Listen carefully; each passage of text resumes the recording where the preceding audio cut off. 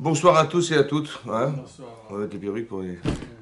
Voilà, on est à la synagogue de Neve Shalom. Pour tous ceux qui suivent la vidéo, vous pouvez venir avec grand plaisir. Voilà, on se retrouve tous ici, Neve Shalom, donc il se trouve au 106 avenue du Général Michel Bizot, dans le 12e arrondissement de Paris. Ouais, c'est une très belle synagogue, hein, fantastique. Donc vous pouvez venir assister au cours et aussi évidemment au Shabbatot et aux Tfilot. Voilà, bien attaché. Alors, on va traiter un sujet qui se trouve dans la paracha de Chukat, la paracha de cette semaine, Chukat. C'est marqué, Vaïdaber Hashem el Moshe vel Aaron lemor. A dit Hashem à Moshe et à Aaron, Zot Chukat Torah. Oui, voici la loi irrationnelle de la Torah. Asher tziva Hashem el lemor, qu'Hashem a ordonné, Daber el ben Israël vikru elecha paradoat mima asher en bamum asher lo ala leaol. Hashem demande, oui, à ce qu'on prélève, oui, on va présenter devant Aaron à Cohen, on va présenter une paradouma, une vache rousse. D'accord? Qui n'a jamais qui n'a jamais été utilisée, on va dire, oui, parce qu'elle n'a pas de hall, elle n'a jamais porté de joue sur elle, elle n'a pas de moum de défaut, elle est complètement rousse, mima, entièrement. Untate mota la Zara Cohen, donc on nous dit, bon je vais vous résumer un peu, donc en fait on propose que devant Eleazar Cohen on fasse la shrita, c'est-à-dire on égorge cet animal, ensuite on va devoir le brûler avec sa peau, sa chair, tout ce qu'elle a sur elle, quoi, l'excrément, etc.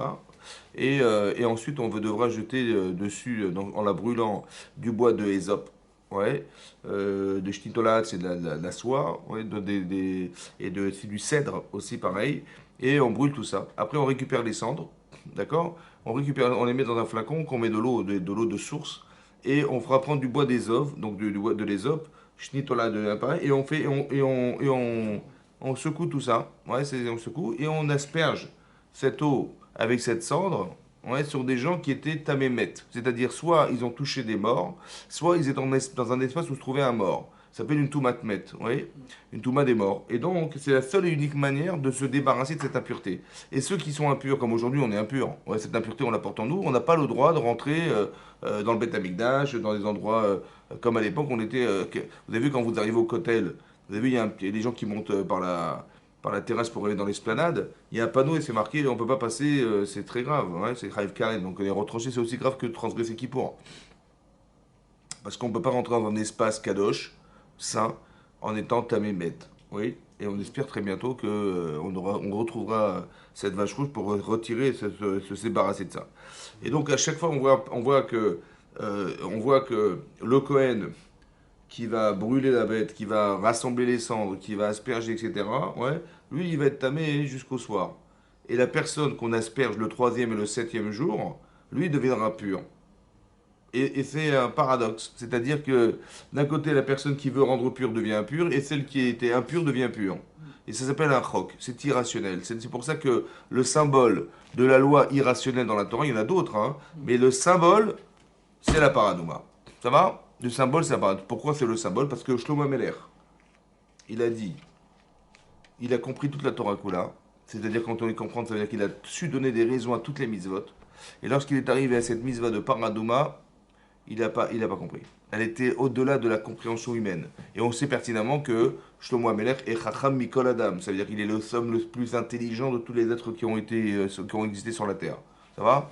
Et donc quand on parle du lion, on parle de Harry, on parle du lion, lui et sa crinière et tout ça, on sait qu'il avait deux lions dans son trône. Ouais.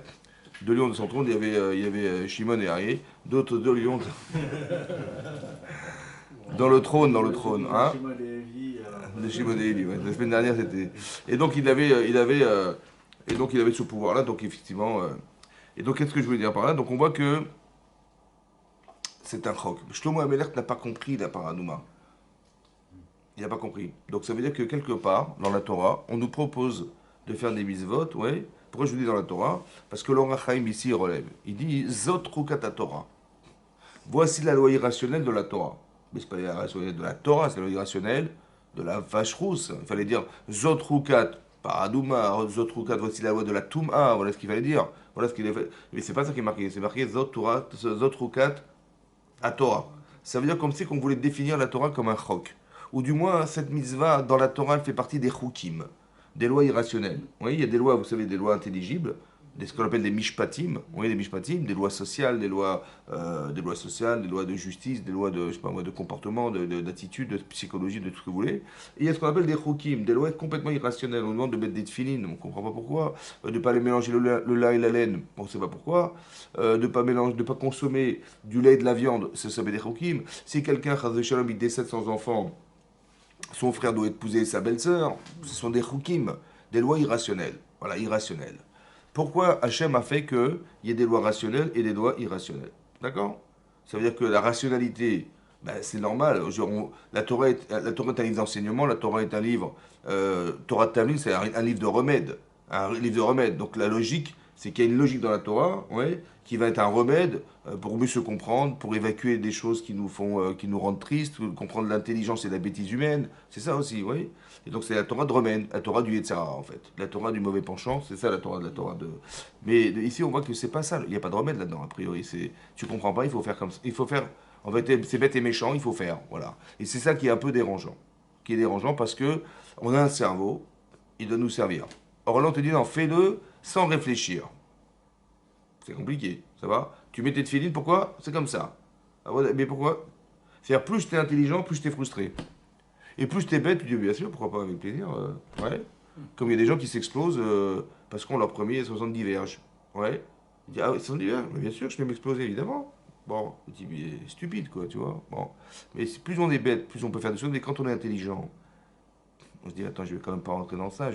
Pourquoi Hachem, je me pose 10 000 questions, pourquoi Hachem il nous a proposé de faire des mises-votes de nous rendre intelligents. On est fier de la Torah intelligente, mais on n'est pas forcément fier de devoir faire quelque chose qu'on ne peut pas expliquer. Vous comprenez? C'est frustrant. Mais d'un côté, c'est vrai que la Torah nous frustre, et c'est embêtant, ça. Ça veut dire quoi? Ouais, Hachem nous a mis dans une difficulté où il nous a demandé de faire des choses sans les comprendre. Et c'est pas évident. Ouais. À part ça, bon ça, alors non, je vais vous dire Rashi. Je vais vous dire Rashi. Ouais. Rashi dit la chose suivante. Zot Rukat Torah. Voici la loi de la Torah. Pourquoi Chouka? Pourquoi on dit que c'est une loi irrationnelle? Les fiches à Satan ve'umot haolam monim et Israël est mort. Parce qu'en fait, le Satan, c'est quoi le Satan? Hein? Alors, le Yetzirara, le Satan et le Malhamavet. Oui? En fait, le Satan, le Yetzirara et le Malhamavet. Vous savez, la Gemara dans Vavatra, elle dit que il y a le Yetzirara, c'est un ange. Il est où cet ange? Hein? Il est là, dans notre cœur. D'accord? Il est arrivé quand dans votre cœur? Quand? À partir de quand? Non, non, à la naissance, mon chéri, à la naissance. Ouais, ouais. D'accord? À la naissance. C'est-à-dire que dès que tu sors devant de ta mère, l'Itzara, il rentre dans ton cœur. Ça va? C'est l'Agman dans votre art, dans Sanhedrin, qui dit comme ça, ouais, que c'est Antonin. Vous connaissez Antonin? Antoninos. C'est lui qui a dit à Rabbi, c'est lui qui a proposé à Rabbi. Rabbi, il a dit oui, tu as raison. Et d'où il a trouvé une preuve que l'Yetzara Arafat, il faisait partie de l'OLP? Non, d'où il sait que le Yetzara, il rentre dans le ventre de sa mère, il rentre dans le cœur de l'homme à partir de la naissance de l'enfant? Vous savez ou pas? Vous savez, non? Dommage. Ben, en fait, c'est marqué dans la Gemara comme ça. C'est marqué que quand Caïn, on lui a refusé son korban. Vous vous rappelez? Oui. Hachem lui a dit, Im tetiv seet. Si tu t'améliores, je te pardonne. Vim lo tetiv. Mais si tu t'améliores pas, la petach chatat rovetz. La petach. À la porte. Chatat. La faute, rovetz, elle est tapis. Il dit, c'est quoi la faute? La faute, c'est Yetzirah. La petach. À la porte. À la porte de la sortie du ventre de ta mère, c'est là qu'il va rentrer Yetzirah. C'est là qu'il a trouvé la preuve, Rabbi. Ça va?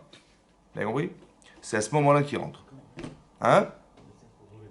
Rovetz, c'est qu'il est tapis devant la porte. Ouais?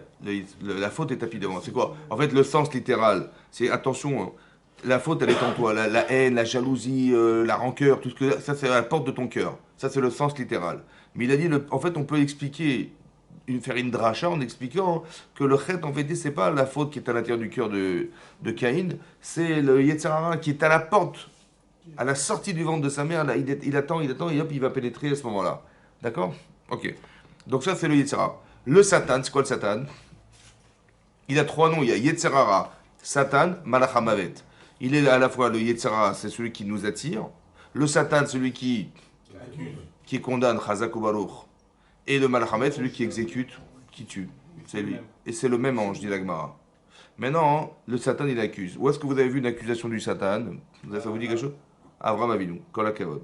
Que quand Hachem, il a demandé à Avram de sacrifier son fils, c'est à la suite de l'accusation du Satan. Le Satan, il a dit, mais Abraham, il a fait un grand festin, mais il n'a pas remercié personnellement Hachem en apportant un parechad à Ilechad, en amenant un bœuf ou un bélier. D'accord? Il n'a pas amené. Et ça a été un reproche, et donc on va éprouver Abraham pour solutionner ce problème. Ça va? Mais c'est ça le Satan. C'est Satan. Et là, c'est marqué le Satan, il va venir. Et les Umat Haolam, les nations vont venir nous voir en nous disant quoi? Oui. C'est marqué en disant quoi? Mata'am, comment c'est? Domar, ma mitzvah azot. C'est quoi cette mitzvah là? Qu'est-ce que vous faites là? Bah, on prend une vache rousse, on la brûle et que ça. C'est vrai, c'est bizarre quoi. Déjà qu'on doit se débarrasser d'une touma, ouais, j'ai vu que ça. Ouais, il faut te laver pour enlever la saleté, mais il faut asperger quelqu'un pour lui enlever la pureté qui est sur lui, c'est bizarre. À part ça, la manière de le faire, tu vas brûler une vache rousse, tu vas brûler une vache rousse, prends une rousse pour la brûler, et après tu vas l'asperger le troisième et septième jour, et lui devient tamer, l'autre, je comprends rien. Ma mitzvah, c'est quoi cette mitzvah de brûler des animaux? Et à part ça, mata mishba. Quelle raison justifie cette mitzvah? Qu'est-ce que vous allez répondre? Allez bien habiter. Ouais, c'est gênant, c'est gênant. Hein? Non? Très bien. En fait, c'est vrai, genre ça. Alors on dit, qu'est-ce qu'on répond? Hachem dit non. Xeraï melefanaï. C'est un décret devant moi. En lecha reshut l'area charea. Tu n'as pas la permission de remettre en cause cette chose-là. Ça va? Tu n'as pas la permission de le faire. En lecha reshut. Je ne te permets pas de remettre en cause ce que je te demande. Alors c'est encore plus gênant. Hein? Alors, peut-être mettez-vous. Peut-être mettez-vous. Alors déplacez-vous là. Ça ne vous dérange pas, mettez-vous là. Voilà. Bechavol qui fait l'alcool. Alors, qu'est-ce que je voulais dire? Moi, je veux dire, c'est ça. Vous avez compris? Non, c'est comme ça. Hachem, il dit, ne t'as pas le droit de remettre en cause ce que je te demande. Donc, si quelqu'un, il vient me voir et me dit, mais pourquoi tu fais ça? Je lui dis, écoute, Dieu, il a demandé, c'est comme ça. Je dis, mais pourquoi tu fais ça? On discute pas, on savait. C'est embêtant. Tu peux pas répondre, tu peux rien répondre. C'est bizarre, non? Ça va? C'est gênant, hein. Si par exemple, quelqu'un, imaginez-vous, Christophe, il organise un pot de départ. Christophe. Pot de départ, la retraite. Et puis ça fait 15 ans qu'on travaille ensemble. Et puis il dit, moi alors, je vous attends pour le petit. J'ai préparé quelque chose ce soir. Il y a du champagne, il y a des tranches de jambon de folie. Il y a plein de choses qui sont pas. Il y a des crevisses, vous allez goûter. Il y a des moules. Hein? Bon, j'espère que tu vas venir. Tout à coup, on n'a plus faim. Hein? Ou bien on va lui dire, ça tombe mal, purée. Mais ça fait 15 ans qu'on travaille ensemble. Je t'avais prévenu, ça fait une semaine que je t'en parle et tout. Ouais, mais j'avais autre chose à faire. Puis je suis au régime, et puis je sais pas quoi. C'est vrai, c'est gênant. Hein. Parce que on échappe? Parce qu'on sait pas qu'est-ce que je lui raconter. Hein? Qu'est-ce que je vais lui raconter? Et puis c'est vrai qu'à la cuisine, j'avais jamais au réfectoire, je mange dans ma voiture dans le parking. Parce que je mange cachère. Donc, mais qu'est-ce que je vais lui expliquer? Qu'est-ce que je mange cachère? C'est gênant, hein? Ouais. Ça veut dire qu'il y a des misotes qui nous dérangent, quoi. Ça veut dire que Hachem nous dérange, quoi. C'est ça, hein? La Torah nous dérange. Bah, s'il y avait des misotes intelligentes, j'aurais compris, mais là, c'est pas. C'est incompréhensible. Et j'ai pas besoin de me justifier, j'ai pas envie de me justifier en m'expliquant, ils vont me prendre pour un fou, quoi. C'est ça, non? Et j'ai pas envie d'être pris pour un fou. Donc, quand c'est intelligent, j'adore parce que je veux expliquer aux gens ce que je fais. Mais quand c'est inintelligible, qu'est-ce que je vais dire aux gens? Ça va? Vous avez compris ou pas? Il faut comprendre, oui, pourquoi Hachem il a fait des choses pareilles. Ça va? Autant qu'il y a deux choses. Il y a Yetzirah. Yetzirah, c'est le Satan, c'est interne. Donc il faut que je m'explique. Et à part ça, il faut que je m'explique devant les nations. Ça veut dire que n'importe quel non-juif qui aime me voir, il faut que je l'explique, quoi. Ça veut dire quoi, ça? Ça veut dire quoi? Bah, les gens qui vous disent, vous savez, en fait, je rêve que d'une chose, c'est de me retrouver en Israël, entre nous, à Jérusalem, parce que le reste du monde, c'est catastrophique. Je ne sais pas comment je vais. On ne peut pas vivre un judaïsme cohérent ailleurs. Ça veut dire que Hachem, il a créé le monde entier, mais pour que toi, tu sois angoissé là où tu iras, voilà, c'est ça. Mais là où tu dois être, c'est là qu'il y a une petite territoire. C'est pas possible. Vous avez compris, c'est impossible. Donc, c'est-à-dire que c'est ça qui est marqué. En fait, et puis il y a une autre question à se poser, c'est de savoir, mais qu'est-ce que tu en affiches de ce que les gens pensent? Et attention, ils vont te poser des questions, les nations vont te poser des questions. Ils peuvent poser 1000 questions, ça ne me dérange pas. Mais si, ça te dérange. C'est-à-dire que la Torah te dérange là où tu te trouves, c'est pas normal. Vous avez compris ce que je veux dire? C'est ça. Mais le problème, c'est que je sais pas quoi leur dire. Et ça, il faut comprendre. Vous avez compris? Ça, c'est ce qui a marqué dans Rashi. Le Satan, c'est quoi le Satan? C'est le questionnement de qui, le Satan? Hein? Par exemple, quand on attendait devant le mont Sinaï, On attendait Moshe Rabbeinu. Bon, on était sûr qu'il n'allait pas tarder à descendre. Ça y est, ça fait 40 jours qu'il est monté, il va pas tarder à descendre, et malheureusement, il est toujours pas descendu. Bon, on attend 1 heure.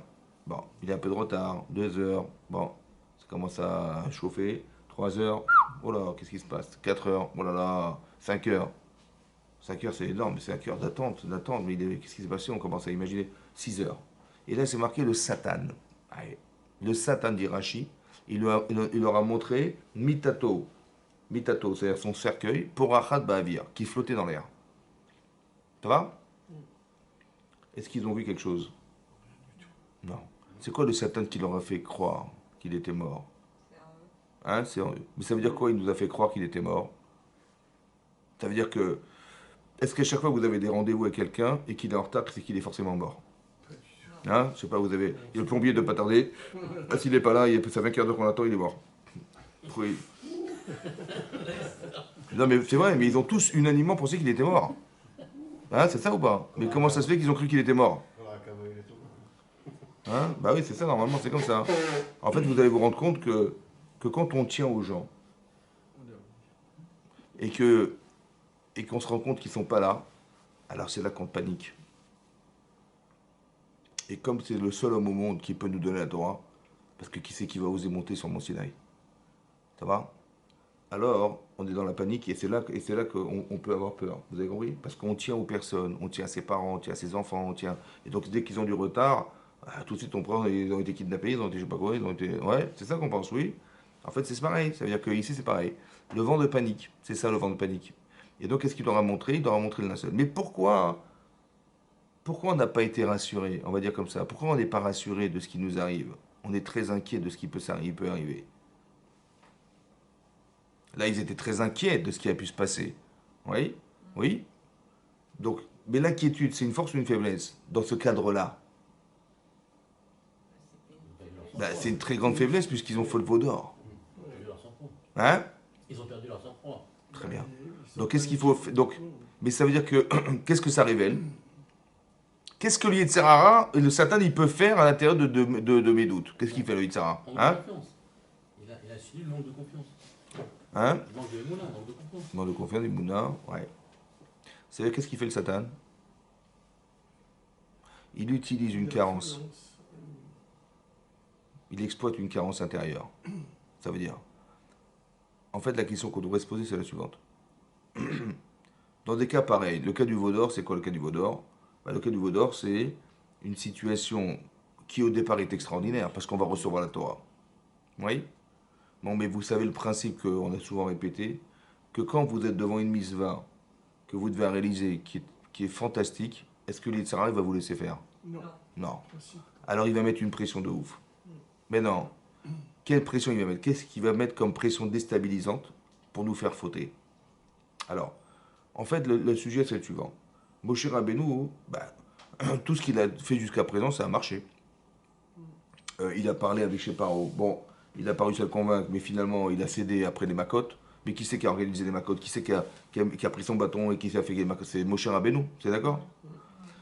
On est sorti d'Égypte grâce à lui, on est arrivé dans la mer Rouge, il a dit vous inquiétez pas, il a pris son bâton, il a tendu vers la mer, elle s'est ouverte, ça va? Dans le désert, on a pu vivre jusqu'à ce qu'on reçoive la Torah par le mérite de Moshe Rabbeinu qui a permis à ce que la manne descende du ciel, c'est lui, c'est son mérite. Et on a pu avoir la Torah grâce à qui? Grâce à Moshe Rabbeinu, c'est bon? Donc tout ce qu'il fait, ça marche. Maintenant, je vous pose une question. Bon, il vient de monter là, on est le 7 Sivan. Il vient de monter sur le mont Sinaï. S'il ne redescend pas, qu'est-ce qu'on fait? S'il meurt, voilà, il rate sa mission. Ben, vous allez me dire, mais il est fou, là. Bien sûr qu'il va descendre. C'est quoi ces questions bidons, là? C'est vrai? C'est ça qu'on se dit en général. Il a toujours marché, il va pas tomber. Il n'y a pas de problème. Mais sache une chose, il est le seul au monde. Et tu le sais qu'il est le seul au monde à monter. S'il échoue dans sa mission, il rate son truc. Ouais, il meurt. Ouais, il rate la mitzvah. Ouais, il rate. Il va mourir d'en haut. Qu'est-ce que tu fais? Qu'est-ce que tu vas faire? Parce que je t'explique. Si tu n'as pas de réponse, tu vas faire le veau d'or. C'est sûr et certain. Est-ce que d'abord tu oses poser la question? Qu'est-ce qu'on fait s'il ne descend pas? Est-ce que tu oses poser la question? Il y a des gens qui disent ne passe pas de malheur, ne parle pas de machin. J'ai compris, mais si tu ne poses pas la question, tu n'as pas l'audace ou le courage de la poser, et il va te la poser, il te mon chéri. Hein. C'est comme ça que ça va se passer, d'accord? Parce que tu vas faire une grande misoette, c'est sûr qu'il va trouver un argument. En vérité, vous savez quoi? Vous savez pourquoi je n'ose pas la poser? Parce que j'ai peur de la réponse. Ou je n'ai pas de réponse. J'ai peur de croire que s'il meurt, on est foutu. Ou j'ai pas de réponse à la problématique que s'il descend pas. Donc mon cerveau, il refoule cette question. D'accord? Qui c'est qui va l'exploiter la question? Le Satan. Vous avez compris? Ça veut dire que le Satan, il va chercher dans mon cœur ce que je n'ai pas solutionné. Vous avez compris ça? C'est ça le Satan. C'est ça l'accusateur. C'est ça tout ce que vous voulez. Parce qu'au fond de moi-même, soit je n'ai pas les certitudes, soit je n'ai pas de réponse à la question. Alors, la réponse qu'on peut donner, éventuellement, c'est de dire, bon, ok, même si Chazvé Shalom Moshe Rabbeinu, il descend pas. Bon, manifestement, on a trouvé personne qui pouvait le remplacer. Nous, on n'est pas capable de choisir. Mais Hachem, il sait. Alors, il va lui décider, c'est ça? Hachem nous dira, à travers un prophète, il dira, bah tiens, voilà, c'est cet homme-là, et voilà. Et on décidera que ce sera lui. Donc, on a une solution. Maintenant, si Chazvé Shalom, il descend pas, on a la solution. Est-ce qu'on va faire le veau dehors? Non, on dirait, ah bon, Chazvé Shalom, il n'est pas descendu, bah. Vous avez compris? En fait, la problématique de l'attente de mon cher Rabbeinu qui a engendré et que le Satan nous a fait croire qu'il est mort ne vient que de notre carence personnelle. Parce qu'on n'a pas réfléchi à ce qui nous déstabilise dans la vie. C'est pas n'importe quoi qui nous déstabilise. Ça peut être la parnassa, ça peut être les enfants, ça peut être sa femme, ça peut être son mari, ça peut être ses parents. C'est des choses très déstabilisantes, déstabilisantes. Donc il faut que tu réfléchisses à des solutions comme ça. Ça va?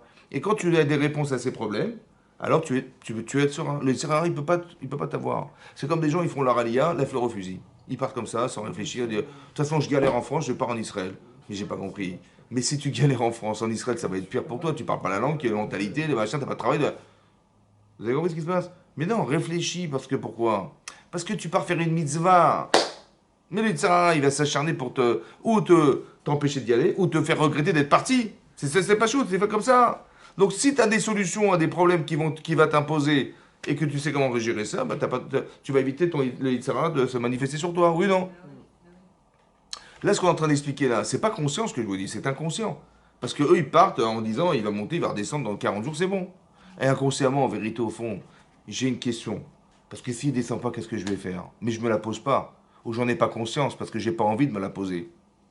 Ou bien, j'ai peur de ne pas trouver de solution, donc je préfère même pas imaginer la question. Vous avez compris ce que je veux dire?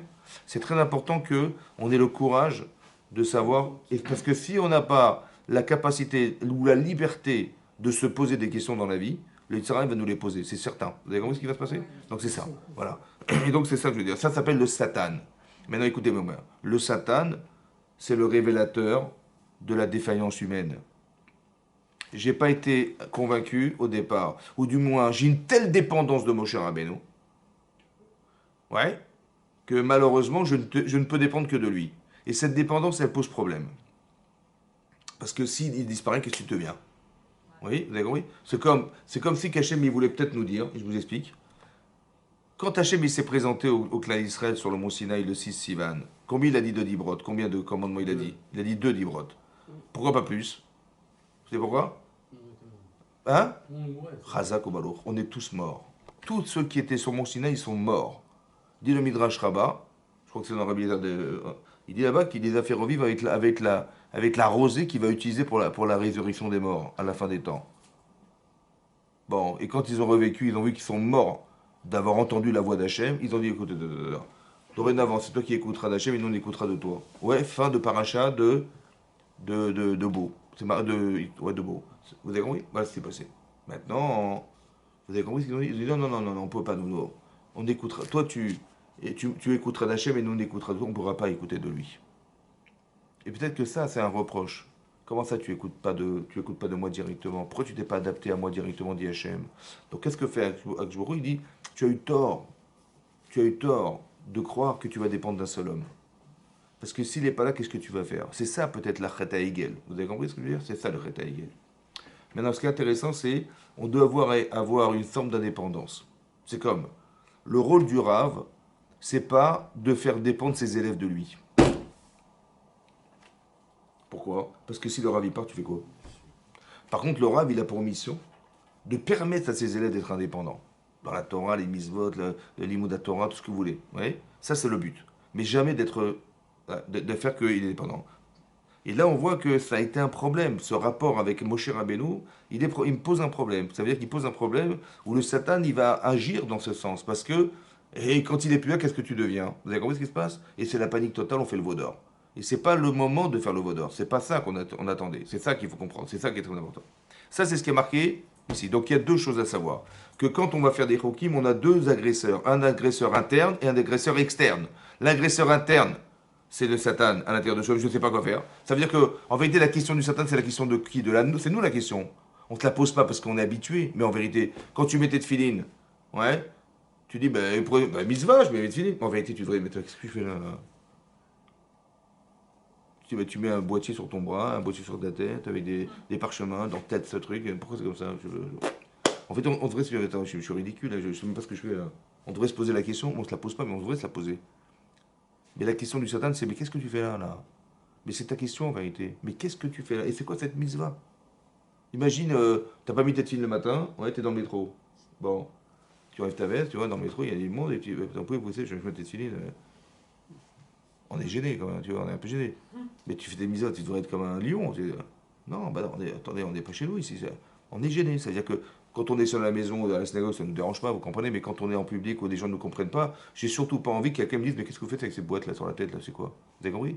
Donc ça veut dire qu'en fait, on devrait se poser la question, moi je la pose pas, parce que on est habitué, on a fait la bar mitzvah, mais la question du Satan, c'est la nôtre en fait.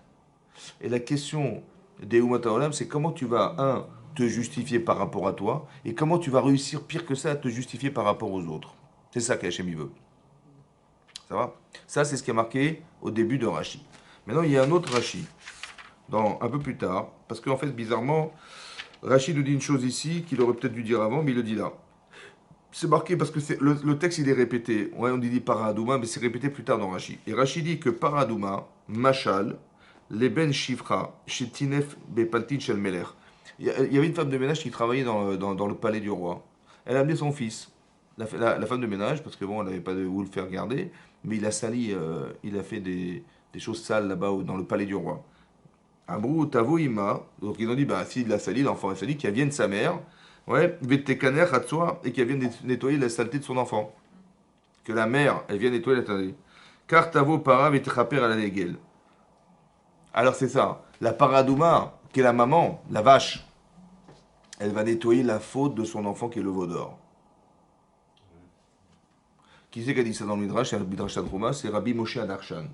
Il a dit que c'est quoi la Paradouma? C'est ce que la Paradouma? Tavo Ima, qu'elle vienne sa mère, Vetekaner Tsuat Bena, qu'elle nettoie la saleté de son enfant. L'enfant c'est le veau, et la mère c'est la vache. Donc la vache rousse, elle va nettoyer la faute du veau d'or.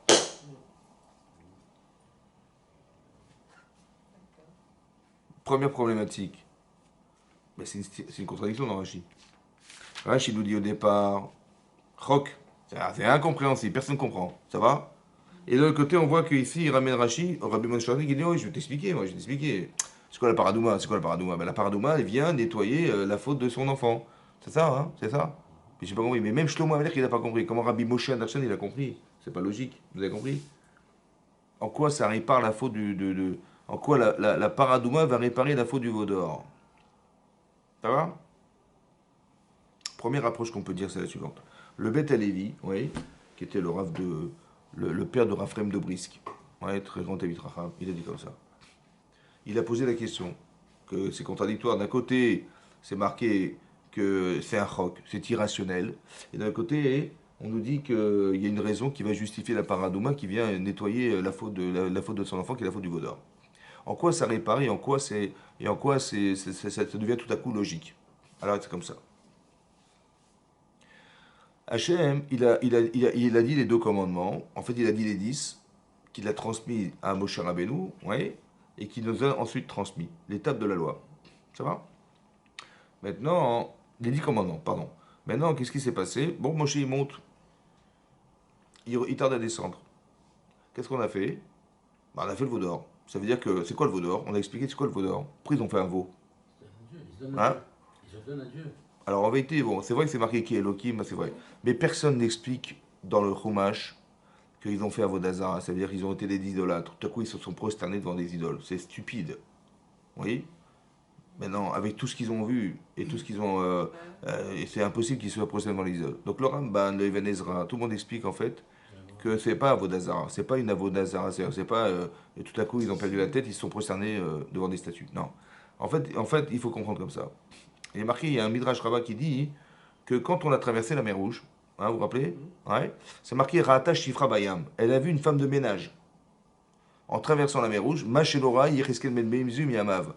Elle a eu une vision prophétique extraordinaire que même Yecheskel Ben Bouzia Cohen, il n'a pas vu de sa vie. Voilà ce qui est marqué dans le Midrash. Et tout ça par le mérite de Moshe Rabbeinu, que nous, on était inspirés par Moshe Rabbeinu, c'est ça qui nous a permis de voir cette vision. Même une femme de ménage, c'est-à-dire, elle n'a pas fait un travail forcément sur elle-même, elle n'a pas fait un travail de prophétie sur elle-même, ouais. Et elle a eu la vocation de pouvoir voir ça. Maintenant, qu'est-ce qu'il a vu Yecheskel Ben Bouzi? Alors c'est marqué dans Yecheskel, au début de Yecheskel. C'est marqué là-bas que Yecheskel, il a vu le Kisei Hakavod. Il a vu le trône céleste. Et sur ce trône céleste, il y avait 4 visages. Arba Panim.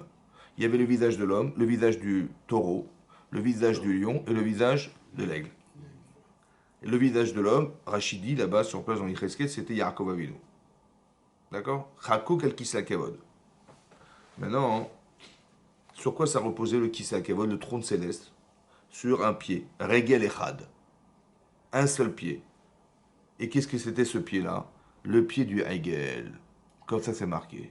Le pied du veau. Ça veut dire qu'ils ont compris que puisque Moshe est mort, qui c'est qui va permettre d'être l'intermédiaire entre la terre et le ciel et le Kisei Hakavod? Ben c'est le Hegel. Vous avez compris ou pas? C'est ça qu'ils ont vu. Ils ont dit mais c'est ça qu'il faut faire. Ils ont fait Hegel. Ça veut dire que c'est quoi ce veau d'or? Hein? C'est pas grave. Non, je rigole. C'est comme ça. Ils ont vu le trône céleste. Sur ce trône céleste, il y avait 4 visages. Et sur ce trône-là, il reposait sur un seul pied. Mais au bout de ce pied-là, on voyait le pied du veau. C'était un pied de veau. Ouais. On voyait avec un sabot. Et ouais, c'est comme ça que c'était visionné. Ouais. Et ils ont dit, c'est-à-dire que la base sur laquelle repose le Kisei Hakavod, le trône céleste, c'est quoi? C'est le veau. Ouais. Donc qu'est-ce qu'ils ont fait eux? Ils ont acheté une Volvo. Vous avez compris? Donc qu'est-ce qui s'est passé? Ouais, vous avez compris? Donc ils ont dit, mais si c'est ça la base. Donc qu'est-ce que sur nous, comment? Nous on n'a plus de Moshe Rabbeinu. Donc qu'est-ce qui va nous permettre d'accéder au Kisei Hakavod? Qu'est-ce qui va être la base de ce trône céleste? Qui? Ben c'est le veau. Alors on va faire un veau. Et ce veau dorénavant, il sera l'intermédiaire, comme on a vu dans le ciel, il sera l'intermédiaire entre nous et Hachem. Hachem parlera à travers ce veau comme il parle à travers les chérubins. Super. Vous avez compris comment ils ont réfléchi? C'était intelligent ou pas? Mais c'était faux en fait. C'est ça qui est grave. Mais non, attendez. Vous avez compris ça? Ça, c'est ce qu'ils ont dit. Donc, ils ont pensé bien faire ou pas? Oui. Très bien. Et ils ont reçu la Torah ou pas? Non. Pas encore. Pas encore. Non, Ils n'ont pas reçu la Torah. Pas encore. Mais ils ont décidé que ça devait se passer comme ça. Hachem, il n'y a pas de problème. Allez, je vous donne la Torah. Ça va? Quand est-ce qu'on a parlé de la Paradouma? Vous vous rappelez ou pas? Non? Avant, on a parlé de la Paradouma avant ou pas? Non? Ça vous dit rien? Non? Le dimanche? Non? Dans Parashat Beshalach. C'est marqué là-bas comme ça. Il est marqué que quand on est sorti d'Égypte, on s'est retrouvé dans le désert. Mais il n'y avait pas d'eau. Et on s'est plaint qu'il manquait de l'eau. Et on a trouvé de l'eau, mais elle était amère. C'est marqué ils sont déplacés pendant 3 jours dans le désert, ils n'ont pas trouvé d'eau. Vayavu Marata, ils sont arrivés dans un endroit qui s'appelait Mara. Velo yachlu lishtot maim, mais Mara qui marie même. Ils n'ont pas pu boire cette eau parce qu'elle était amère. Alken karashema Mara. C'est pour ça qu'on l'appelait Mara. C'est cet endroit qui s'appelait Mara. Donc qu'est-ce qu'il a pris? Eliéchem, il prend un bâton qui est doux, jette-le dans l'eau, ça va adoucir l'eau, ils vont pouvoir boire. Voilà ce qui est marqué dans la Torah. Et Rachid nous dit comme ça. Rachid dit comme ça. Voyez-vous le maratin, verroulé. Alors c'est marqué. Alors, je trouve Rachid.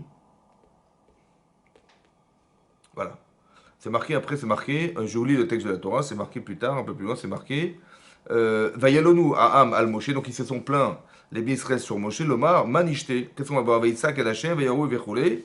Donc Vayireou Hashem et, donc il a fait jeter un bois, Vayeshter al Amaim, il a fait jeter dans l'eau, Vayemtekou Amaim, et les eaux sont adoucies, Sham, Sam, Lo, Chok ou Mishpat. Chok ou Mishpat. Vous avez vu Chok, c'est quoi Chok? Vaishlar, il va marquer Chok ou Mishpat, Vesham Nisaou. Ils ont été éprouvés là-bas. Chok ou Mishpat. Rachid dit que quoi? Bemara, Natanaem, Mixat, Parashiot, Shel Torah. À ce moment-là, on a donné quelques parachiotes. On est au début de la première année là-haut. On est la première année du désert là. Il a marqué Veitarasku Bahem. Ils ont étudié ces passages. Que était quoi? Shabbat, Paraduma, Vedinim. Pourquoi Hachem il leur a donné la mitzvah d'étudier la mitzvah de Paraduma à ce moment-là? Alors qu'on est loin, il n'y a pas eu la faute du veau d'or. Et on dit que la faute du veau d'or, elle vient réparer la faute. La para vient réparer la faute du veau d'or. Mais ils n'ont pas fauté. Pourquoi on leur a enseigné cette limoud-là avant le Shabbat, bizarrement? Le Shabbat, on leur a enseigné le Shabbat. La paradoua et dinim, les lois de tout ce qui est les dommages, etc. En plus, mais là, on est la première année, là. Là, on est la 40e chez nous. Oui, d'accord. D'accord. Donc, ça veut dire que quoi, pas comme Moudam. Non, il leur a donné cet enseignement la première année de la sortie d'Égypte. Et alors que la faute, elle fait partie beaucoup plus tard. La faute du veau d'or, c'était le troisième mois, c'est vrai, le troisième mois. Mais la paradoua, on est à la fin, là. Oui.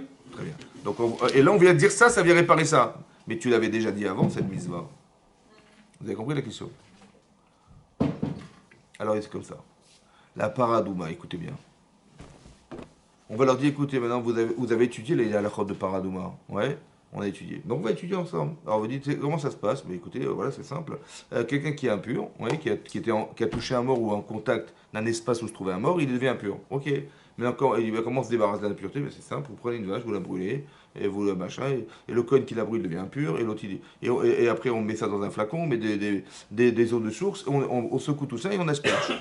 Le troisième et le septième jour. Et le type, au bout des septième jours, eh ben, il sera pur, et l'autre il devra laver ses vêtements, tremper au mikvé, il doit se tremper lui-même, et jusqu'au soir, il est impur jusqu'au soir. Ça va? Il dit, mais j'ai rien compris. Hein. J'ai rien compris. Comment le type pur il devient impur, impur, pur, j'ai rien compris. Je dis, t'as pas compris, t'es sûr ou pas? Il t'a pas compris. Mais comment t'as osé faire sans savoir? T'as compris? Tu dis, mais moi j'avais tout compris. J'avais vu sur le tronc de Fénès, le truc, le Kizakavod, et machin, j'avais tout compris. Je dis, mais tu vois bien que c'est pas ça, puisque tu vois bien que la Torah, ça fait partie des mises de la Torah. Comment tu as osé faire quelque chose sans avoir été ordonné en pensant que logiquement ça devait se faire? Mais c'est pas comme ça qu'on fait la Torah, mon chéri. Vous avez compris ce qui se passe? Ça veut dire que la paradoumia, elle vient de m'échapper, hein. Elle vient expier la faute du vaudor. En quoi elle expie? Que j'ai compris que maintenant je ne peux pas faire sans savoir. Je ne peux pas faire sans avoir le da'at de la Torah. Ça, c'est m'échapper Ravon d'avoir cru qu'on ne pouvait faire sans la Torah. Vous avez compris? En fait, c'est la différence fondamentale entre Eved Hashem ou Eved de soi. Je suis le serviteur d'Hachem ou je suis le serviteur de moi? Vous avez compris le problème? Ben moi j'ai cru bien faire, j'ai compris, mais comment tu peux prendre l'initiative de faire ça en pensant que tu Moshe il est mort et tu vas le remplacer par ça, mais pour ça il aurait fallu qu'Hachem il t'ordonne de le faire, mais tu vas pas l'inventer tout seul. J'ai dit comment t'as osé faire ça? Ben, j'ai pensé bien faire, j'ai vu le Kisakavod, c'était logique, superbe, mais est-ce que tu penses que c'est la misva? Non, ça c'est pas sûr. Deuxièmement, mais pour que ça fonctionne ce que tu fais, il faut avoir été ordonné par Hachem. Mais si tu n'as pas été ordonné par Hachem, ça ne m'a jamais marqué. C'est pour ça que dans la paracha, c'est marqué, écoutez ce qui est marqué, c'est extraordinaire. Vaïdaber Hachem et Moshe les morts, d'autres Rukat Torah, Asher Tziva Hachem. Vous avez vu qu'Hachem a ordonné d'Aber et Ben Israël. Asher Tziva, à la différence du Vaudor où j'ai jamais ordonné un truc pareil. Mais comment tu as osé faire? Alors je dis, mais comment je vais faire? Ben, tu vas te rendre compte que tu t'es trompé. Pourquoi? Parce qu'en fait, la capara, l'expiation de ma faute, c'est d'avoir cru que j'avais compris. Et je me suis rendu compte que j'ai rien compris. Ouais. Donc comment je vais vouloir faire une mitzvah alors que je ne comprends rien? Je dis, bah, c'est ça qu'on t'a dit. Il y a des choses que tu vas devoir faire sans les comprendre. Pourquoi? Parce que tu verras que la Torah te dépasse. Ça ne peut pas s'inventer. La halakha ne peut pas s'inventer. Tu dis, mais c'était logique.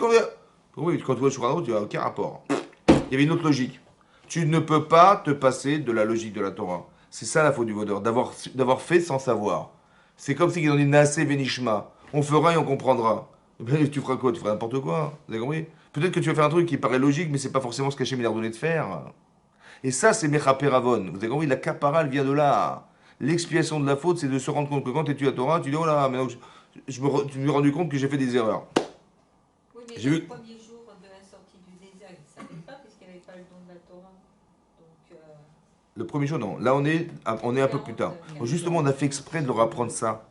De leur apprendre la paradouma, pourquoi? Et le Shabbat, pourquoi? Le Shabbat et la paradouma. Shabbat. C'est quoi Shabbat? Shabbat, c'est la dafina, c'est... Non, c'est quoi Shabbat? Shabbat, c'est reconnaître que le créateur de la création, c'est Dieu. Est-ce que je peux faire sans lui? Non, c'est ça que tu aurais dû. Tu aurais dû comprendre le Shabbat. Et à part ça, hein, mais si tu respectes Hachem, mais est-ce que tu respectes la logique de la Torah d'Hachem? C'est ça la paradouma. C'est que tu vois que ça te dépasse. D'accord? Mais non. Ça, c'est important. Maintenant, pourquoi Hachem il a fait que dans la mitzvot, oui, il y a des mitzvot logiques et des mitzvot qui sont carrément inaccessibles intellectuellement. Inaccessibles. Oui. Alors peut-être l'idée c'est la suivante, écoutez-moi bien. Pour répondre à la question que c'est gênant, comment je vais répondre, et Hachem me dit, mais dis-leur que c'est une xéra milefanaï, c'est un décret devant moi, il faut faire comme je t'ai dit et sans réfléchir. Et, bon. Peut-être l'idée c'est la suivante. Vous savez, c'est marqué, en fait, il y a une Gemara dans Makot d'Afkav Dalet. La Gemara dit là-bas, hein, sur la Mishnah, qui dit Rabbi Hanania ben Akasha Omer, Rabbi Hanania, c'est une Mishnah dans Makot, Rabbi Hanania ben Akasha Omer, Rabbi Hanania ben Akasha il a dit, ouais, Omer, Ratza Kadosh Baruch Hu les Sakot et d'Israël. Hachem il a voulu donner du mérite au peuple juif. Les Fichach, c'est pour ça, Irba Lahem, Torah Mitzvot. Qu'est-ce qui va nous donner le mérite dans le monde futur, c'est quoi? C'est des mitzvot. Alors il a mis beaucoup de mitzvot. Beaucoup de mitzvot pour que on fasse des mitzvot. D'accord? Là-bas, si vous regardez le Pirouche à Mishnayot, l'explication que dit le Rambam sur la Mishnah, il se trouve dans le Chasse et aussi dans le Mishnayot. Vous voyez? Là-bas, c'est marqué que le Rambam il dit si quelqu'un il est capable de faire une seule mitzvah, les Shem Shamaim, ça veut dire que Kaogen, comme il faut, etc., avec la Kavana qu'il faut et tout, il les aurait, il peut mériter le monde futur. Une mitzvah. Comme ça, c'est marqué dans le Rambam. Une mitzvah. Maintenant, il y a beaucoup de mitzvot. Donc, tu as beaucoup d'occasions. Il a beaucoup d'occasions parce que chacun, il se retrouve dans une mitzvah en particulier. Mais tu n'en fais qu'une seule. Le top du top, tu vas au Olam Haba direct. C'est ça qui est marqué dans le Rambam, Maïmonide. Maintenant, la question que je vous pose, c'est la question suivante. Comment, en faisant une mitzvah qui est concentrée sur la terre dans un espace-temps limité, oui, parce que toi, ta vie, elle est limitée. L'instant de la mitzvah, il est limité. L'espace dans lequel tu vis, il est limité. Tout est limité. Il n'y a pas de non-limite sur la terre. On est d'accord? On est bien d'accord? Comment, par la mitzvah, tu vas accéder à l'infini? Par quelle baguette magique? Tu mets tes tefilines, ouais. Ça fait comme il faut. Hop, tu vas là-bas à l'infini. Comment tu accèdes à l'infini dans la limite de ce que tu fais? Et dans la limite de ce que tu es? Parce que ta vie, elle va durer 120 ans. Mais l'infini, c'est l'infini, d'accord? Comment on peut comprendre qu'on peut accéder à l'infini par le mérite d'une mitzvah qui a été temporellement limitée? Comment vous comprenez ça, vous les juifs du 12e arrondissement de Paris? Vous avez compris la question? Oui? Il dit, ah, tu fais les mitzvahs là? Oh là baba. Tu fais comme il faut? Oh là baba. Mais comment tu fais? Ça va?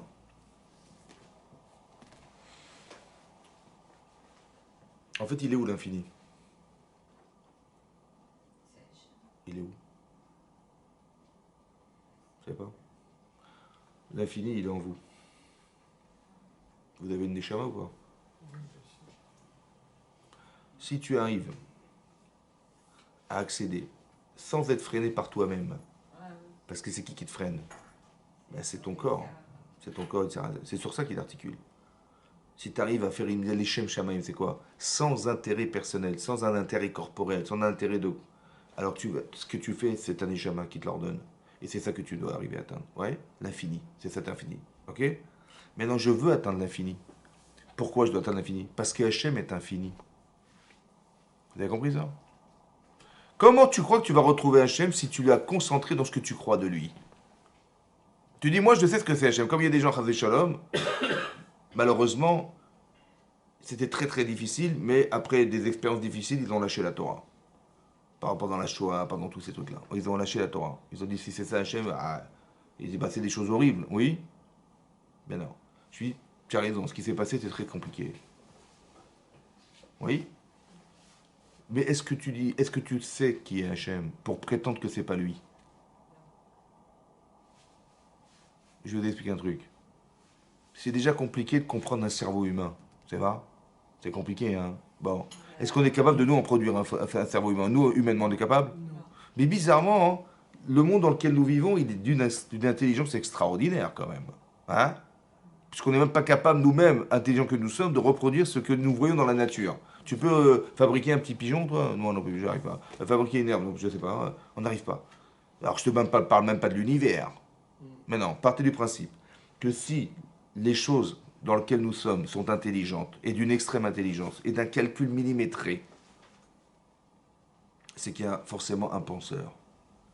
C'est logique. Que si c'est intelligent, c'est que ça a été pensé. Et si ça a été pensé, c'est que c'est un penseur. C'est logique. Vous avez compris ou pas? Donc s'il y a un penseur, donc il y a Hachem. Mais Hachem, il est infini.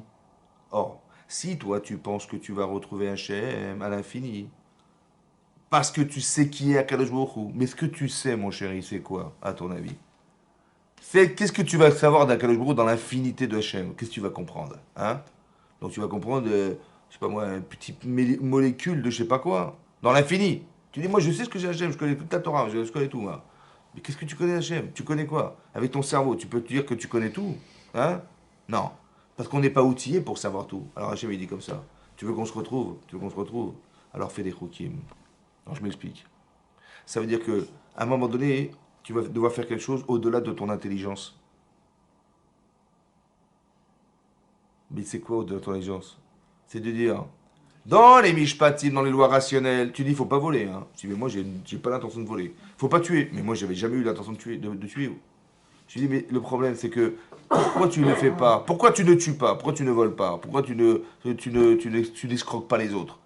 Je dis, parce que mais je ne supporterai jamais de porter un truc que j'ai volé. Je peux pas. Est-ce que j'ai fait une mitzvah? Quand j'ai dit, mais moi, jamais, jamais de ma vie, je volerai. J'ai pas été éduqué comme ça, je suis désolé. J'ai fait une mitzvah ou pas? Non. Et c'est ça qui est compliqué. Quand tu as été éduqué à ne pas faire et que la Torah t'interdit de faire, je ne sais pas si je le fais pour la Torah ou je le fais parce que c'est contre nature. C'est contre mon éducation, je ne sais pas. Mais parce que tu as intellectualisé quelque chose. Vous savez ce que dit le Rambam dans Ichot Menachim, il dit comme ça. Si un goy qui doit faire 7 mitzvot bénoir, un non-juif, il doit pratiquer 7 mitzvot bénoir. Il est fait, vous savez pourquoi? Vous savez pourquoi il est pratique? Parce que c'est logique de ne pas tuer, de ne pas voler, de ne pas faire d'adultère, de devoir faire des tribunaux, ça fait partie des 7 mitzvot bénoir. Le Rambam il dit, si quelqu'un qui est un non-juif, il fait les mitzvot bénoir parce que c'est logique, il fait même pas partie des Chachmei Umot HaOlam. Il fait même pas partie des sages des nations. Même pas, il fait partie. Pourtant, il est intelligent, hein, il fait pas partie. Pourquoi? Parce qu'il faut le faire comme Hachem a ordonné à Moshe de le dire aux nations. Vous avez compris ou pas? Pourquoi c'est logique? Parce que qu'est-ce que tu crois? Que tu vas enfermer la misère dans ce que tu penses? Non mais sincèrement, tu penses comme ça, hein? Et pire que ça, c'est si tu intellectualises la mitzvah au point de croire qu'elle est logique parce que tu l'as conçue comme ça, c'est même pas une mitzvah, c'est un peu la faute du veau d'or, entre guillemets, vous avez compris? C'est comme nous, on a vu, hein, on a compris, on a fait. Mais tu ne peux pas enfermer la mitzvah dans ce que tu penses. Il faut la rendre éternelle, la mitzvah. Alors comment tu vas faire? Tu vas dire, écoute, comme dit le Rambam, dans les choukim, j'aurais voulu manger des écrevisses, mais c'est un chok. On m'a dit, écrevisses, il ne faut pas manger, c'est un chok. Et je dis, ben, je ne mange pas ce que Hachem m'a demandé de faire. Ça va? Mais qu'est-ce que j'ai gagné? J'ai gagné que j'ai rendu Hachem éternel. Je m'explique. Toi, tu comprends Hachem, c'est ça Hachem. Pour toi, c'est voilà, tout ce que tu peux imaginer. Mais ce que tu peux imaginer toute ta vie, c'est qu'une parcelle infiniment rien par rapport à ce qu'il est. Or, Hachem, il est plus dans ce que tu sais de lui ou de ce que tu ne sais pas de lui? Alors accepte-le dans ce que tu ne sais pas. Qu'est-ce que je vais dire au goy? Il va me dire, mais comment, tu peux m'expliquer la mitzvah? Qu'est-ce que je vais dire au Yitzhara? Tu peux m'expliquer ce que tu fais là? J'ai pas compris là. C'est quoi cette paradoxe, ces trucs? Il dit, moi j'ai pas la prétention de dire que je comprends. Parce que toi tu comprends le bon Dieu, toi, Hazak ou Balour. Moi j'ai pas la prétention. Alors il m'a dit de le faire, laisse-moi rentrer dans sa logique. La logique de quoi? De la Imuna. J'ai pas compris. Mais il y a une logique ou pas? Mais si tu penses que la mitzvah est bête, c'est que Dieu est bête. Mais est-ce qu'il est bête? C'est pas possible parce que tu vois que le monde est intelligent. Donc il est forcément intelligent. Ah, t'as pas compris. J'ai pas l'audace de dire que j'ai compris. Et que là, je dis, non, c'est bête ce qu'il a fait. Non. Parce que Hachem, il est largement au-delà de ma conscience. Mais ça me permet à moi d'être ma'amine dans l'éventail large de ce que représente Hachem et pas dans ce que j'avais l'audace de croire que j'avais compris. Vous avez compris? C'est ça les chokim. Moïse a dit, mais c'est comme la Kedat Yitzhak. Bon, Hachem, il dit, Kartna et Bid, Kharatit, Kharda, et Tiridra, Shavda, Yitzhak.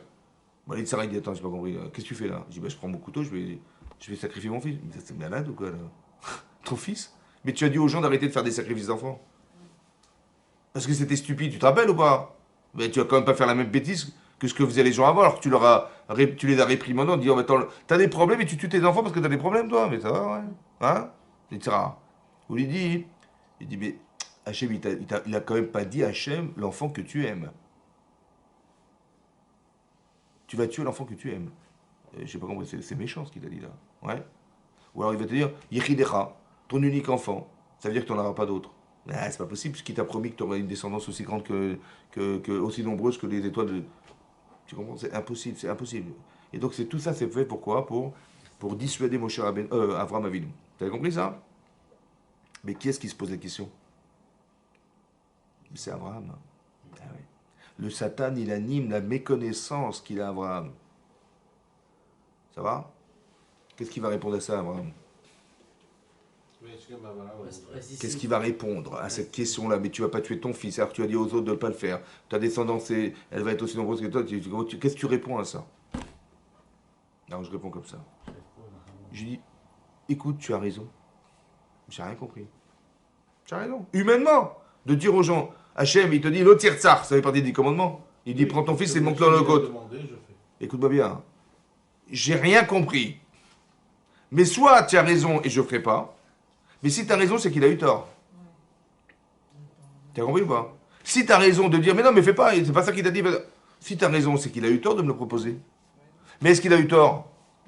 Forcément non. Alors laisse-moi tranquille. Laisse-moi rentrer dans sa logique. C'est vrai que moi, ma logique humaine, c'est des. J'ai toujours dit aux gens de ne pas le faire. Mais qu'est-ce qu'il voulait à Kadosh Baruch Hu? Il voulait que j'arrive à dépasser.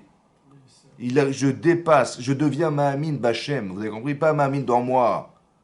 Quand Abraham il fait ça, c'est un philosophe, c'est un intellectuel, Abraham. Il dit, mais vous êtes malade, c'est pas comme ça qu'on fait, c'est pas comme ça qu'on fait. Mais tout ça, c'est un pisséchel, ça veut dire que c'est selon ce que tu conçois intellectuellement. Mais est-ce que tu peux, chas shalom, enfermer Hachem dans ce que tu crois? Non. Alors Hachem, il est obligé de t'éprouver pour que tu dépasses ce niveau-là. Et que tu arrives au chok. C'est-à-dire d'arriver à accepter Hachem au-delà de ta logique personnelle. Et c'est là que tu rentres dans l'infini. Vous avez compris ou pas? Quand tu acceptes de rentrer dans la limite supérieure à toi, mais ça s'appelle l'infini. Parce que corporellement, je ne peux pas tuer mon fils, Razé Shalom. Je ne peux pas non plus l'enfant que j'aime. Je ne peux pas non plus savoir que si je le tue, je n'aurai pas de descendance. C'est des émotions émotionnelles qui sont touchantes. Mais le problème, c'est que mon corps, il ressent ça. C'est pas possible. Il a dépassé ça. Il a compris ça? Il a dépassé ça. C'est ça le roc. Ça veut dire qu'Hachem, il a amené Abraham à ce que. Il n'a pas fait ça à 25 ans. Hein. Il a fait ça à 137 ans. C'est-à-dire qu'il a eu le temps de patienter, d'espérer d'avoir un enfant. Il a eu cet enfant, et 37 ans plus tard, on lui dit prends-le, sacrifie-le, monte-le en holocauste. C'est une épreuve de malade qu'il a eue. Vous avez compris pas? Mais c'est grâce à lui qu'on est Mahamil Bachem. Parce que la Emouna, c'est pas ce que tu conçois. La Emouna, c'est la limite de ce que tu peux pas concevoir. C'est ça qui est dingue. Vous avez compris ce que je veux dire? C'est ça qui est fou. C'est ça le roc. C'est ça que je réponds au goy. Et c'est ça que je réponds au Yetzara. Il me dit, mais tu vas pas faire ça. Comment ils vont te regarder? Tu fais le religieux, là, ça va pas ou quoi là? Mais tu vas être ridicule devant les gens. Je dis, mais si je suis ridicule, c'est que Dieu est ridicule. Là. Parce que c'est lui qui m'a dit de le faire. Et c'est pas possible. Alors laisse pas tranquille. Vous avez compris ce que je réponds? Vous avez compris ce que je réponds? Ça veut dire que c'est pareil. Ça veut dire que Hachem, il a mis des choukim, des lois irrationnelles. Parce que tu vas te construire dans la rationalité.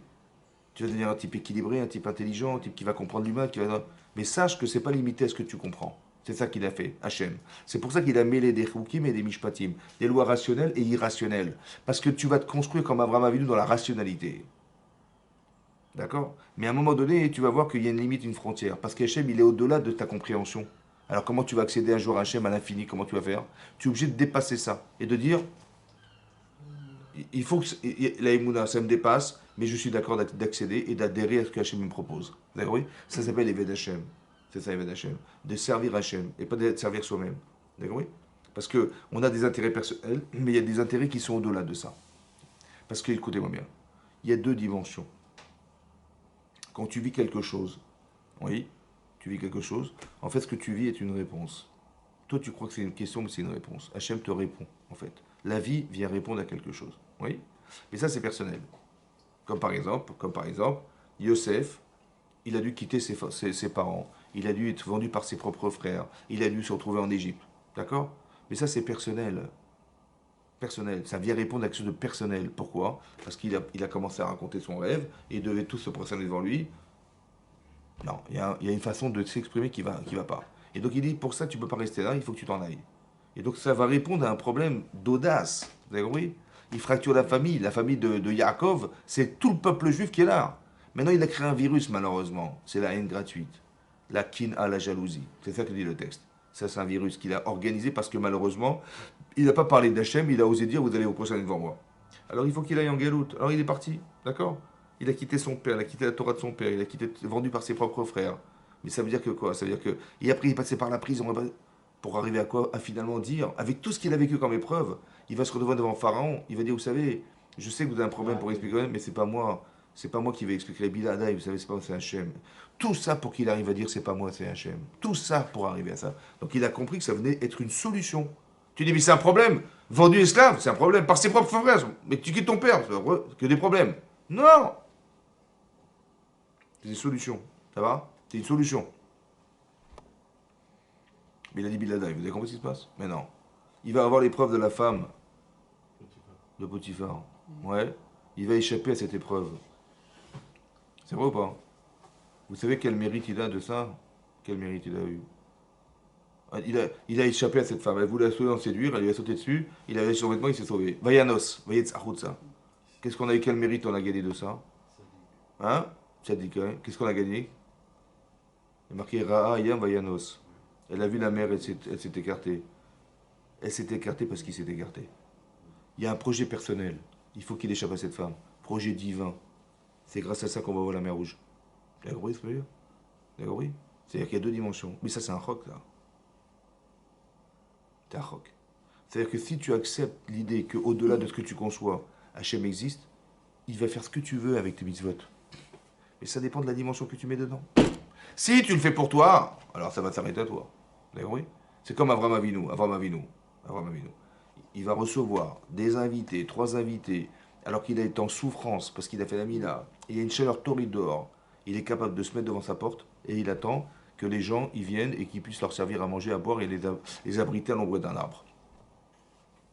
Projet personnel, Avraham il doit faire Nasatochim, ça veut dire l'hospitalité. C'est ça, mitzvah personnelle. Ça c'est personnel. Divin.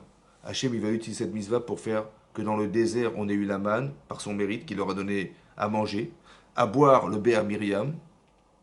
Et à la Nekavod, les colonnes de nuée, elles ont été parce qu'il les a mis à l'ombre d'un arbre. Projet personnel, projet divin. Vous avez compris ce bien? Mais ça c'est un choc ça. Il y avait 3 personnes, de 3 millions. Et il y avait tous les bétails. Vous imaginez? C'est choc. Ça veut dire que. Mais comment tu arrives à ça? Parce que dans ta vie à toi, tu dépasses, tu les fais les Shem Shamaïm. C'est quoi les Shem Shamaïm? Au détriment des efforts, au détriment de ce que ton corps il dit, attends, mais je vais te faire la mine à 3 jours, mais je suis accablé, la chaleur en plus. Accablé par la chaleur. Il dit non, j'ai encore envie. Il dépasse. Vous avez compris? Vous avez compris? C'est-à-dire que la misère est tellement forte qu'Hachem lui dit super, je vais utiliser cet homme pour arriver à les faire nourrir dans le désert. Il a fait exprès Hachem de faire ça pour qu'il puisse se dépasser. Il a été capable, Avraham Avinu, de faire du chesed au-delà du naturel dans son désert, dans la chaleur. Vous avez compris ça? Alors Hachem il va l'utiliser pour que dans le désert, que ses enfants ils puissent survivre dans le désert. Mais ça c'est pas du rock ça, c'est quoi? Vous avez compris? Si tu comprends ça, t'es mamine jusque-là. Ouais, tu dis, mais oui, cette épreuve, mais moi j'aurais baissé les bras depuis longtemps. Tu dis, non, je lâche pas. Alors tu lâches pas, tu vas au-delà de la limite, de ta limite incompréhensible. Alors on va aussi dans la limite. L'autre, il rentre dans l'eau pour. Comment il s'appelle? L'archemain Minadav. Ça veut dire que quand tu vas au-delà des limites intellectuelles, tu es mamine que c'est pas possible que ça puisse pas arriver. C'est comme le bitachon bachem. C'est incompréhensible. Ton bitachon, il va te permettre de faire des miracles. Ben oui, parce que tu mets toute ta confiance en Dieu.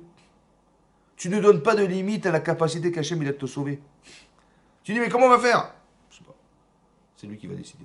Si je suis méritant, j'ai rien à craindre. Vous avez compris ce que je veux dire? Mais ça, c'est le roc, ça. C'est ce que le roc qui nous permet de comprendre ce que je vous dis là. Parce que si on est dans le mishpa, dans la rationalité, tout est rationnel. Donc, tu fais la guerre, il faut t'armer comme ça. On s'assure sur tout, machin. C'est ça, c'est la rationalité. À un moment donné, tu vas voir que il va falloir lâcher prise un petit peu. Et faire qu'Hachem il puisse rentrer dans ta vie. Et pas tout le temps t'assurer, te mettre des machins, parce qu'Hachem il ne peut pas intervenir malheureusement. Et parce que tu as tellement mis d'obstacles à sa pénétration qu'il ne pourrait jamais rentrer. Laisse-le agir, laisse-le faire. Tu vois, c'est ça. Et d'un côté aussi, n'enferme pas. D'un côté, il faut que tu comprennes que tu vas te construire par la Torah. Mais il ne faut pas te concentrer et te limiter à ce que tu as finalement compris. Ça va? Et dès l'instant où tu rentres dans cette faculté à comprendre qu'au-delà de ce que tu conçois, Hachem existe, ça va te permettre d'élargir à l'infini ce que représente Hachem pour toi, et pas de croire qu'il est concentré dans ce que tu crois. Ça va? Comme dit, Dieu il est bon, il est machin, il est pas plus juif, et il y a eu la Shoah. Alors, et tu veux dire, alors tu vois bien qu'il n'existe pas Dieu, parce que si c'était vrai, il n'aurait jamais fait des choses pareilles. Il dit, j'ai pas compris. Ou bien, Hachem il a des raisons qui ont fait qu'il y a des gens qui ont fait des mitzvot pendant la Shoah que même pas en rêve tu pourras faire de ta vie. Ça va? Parce que d'arriver à faire des matzot dans un camp de concentration, il faut être balèze. Hein. Mais je sais même pas comment. L'amour de la Torah, ben, oui, non, je peux t'assurer. Dans un contexte pareil, il fallait être balèze pour le faire, ouais. Mais c'est peut-être pour ça qu'il a fait Hachem, parce que c'est des gens. Il y a des gens qui sont morts en Kiddush Hachem. Il y a des gens qui sont morts en Kiddush Hachem, ils ont dansé dans les cantons avant de mourir. Mais tu sais ce qui est marqué là-bas, dans la Gemara dans Sanhedrin, que si quelqu'un il meurt en Kiddush Hachem, En Ma'ala ki Ma'alado Began Eden. Il n'y a pas plus haut dans le Gan Eden, ça n'existe pas plus haut. Et ben Hachem il a dit, ils ont voulu mourir en Kiddush Hachem, pourquoi je peux les priver de ça? Et ben ils sont morts en Kiddush Hachem. Il y a une vision catastrophique et tu as une vision spirituelle. C'est comme Esav, il vient pour tuer Yaakov, on est d'accord ou pas?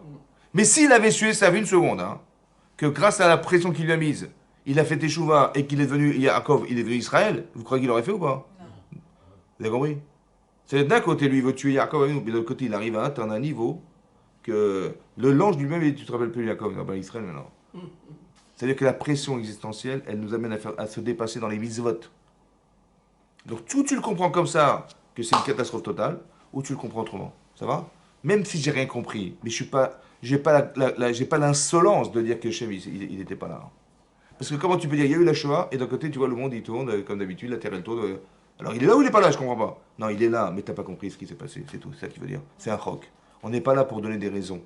On peut en trouver des raisons, mais de dire que c'est la raison, on ne peut pas dire. Simplement, c'est ça le choc.